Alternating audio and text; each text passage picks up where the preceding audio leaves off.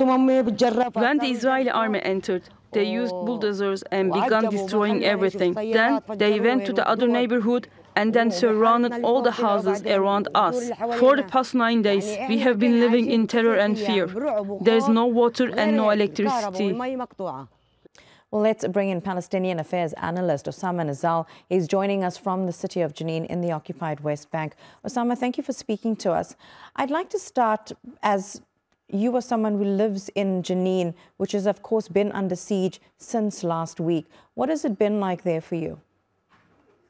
The Israeli occupation forces are using all methods to make the life of the Palestinians in Jenin and in every part of occupied Palestine impossible, as they try to entrench their occupation and their colonial project by building more settlements and bringing more Jewish settlers, as they announced that the settlements that were evacuated from Jenin area, according to the Israeli disengagement plan in 2005, are going to be rebuilt. And I think that this invasion into the city of Jenin and its area in general comes in this context. They want to cripple the Palestinian people, to frighten the Palestinian people, and to press ahead with their colonial project without allowing the Palestinians to say one word against that.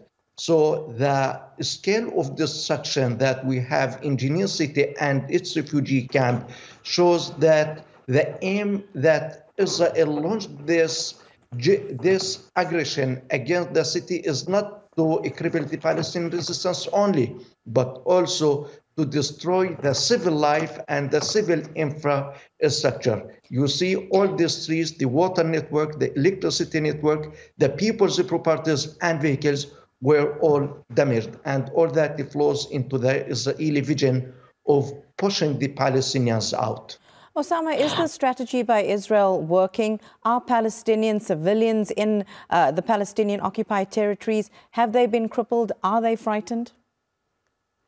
The Palestinians have been facing the Israeli occupation since 1948, and it is important here to remember that the Palestinian refugee camps that were targeted during the last 10 days by the Israeli war jets and the Israeli bulldozers and the Israeli occupation forces are the descendants of the Palestinian generation that was expelled from its homes and its cities, Haifa, Jaffa, and Safed in 1948.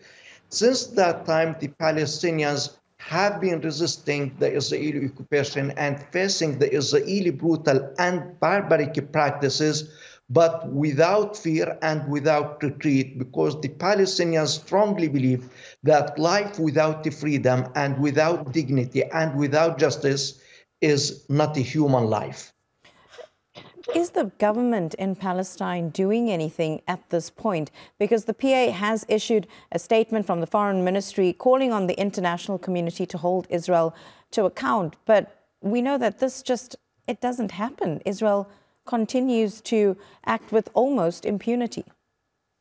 Yeah, the international community has failed the Palestinians as Israel started its genocide campaign against Gaza since October last year, and the international community, the Security Council, the UN, failed to stop this genocidal campaign. So we don't have any type of a trust in the so-called international community as long as it is controlled by the American administration and some European governments that are pro-Zionism and pro-colonialism. The Palestinian government is trying to provide what it can. Like yesterday, the Palestinian ministers of Mohammed Mustafa cabinet visited Jenin city and met with some of the people and saw the needs. And now they are trying to allocate the millions and millions of dollars required in order to repair the damage and the destruction that Israel caused to Jenin city and its refugee camp, in addition to Tulkarem and other parts, of course, of the occupied West Bank, because this Israeli aggression was not limited to Jenin, but it included other areas, resulted in the killing of 39 Palestinians, injuring 140, and demolishing dozens of Palestinians' homes. Osama Nazzal, thank you so much for putting that all into perspective and context for us, speaking to us from Jenin in the occupied West Bank. Thank you.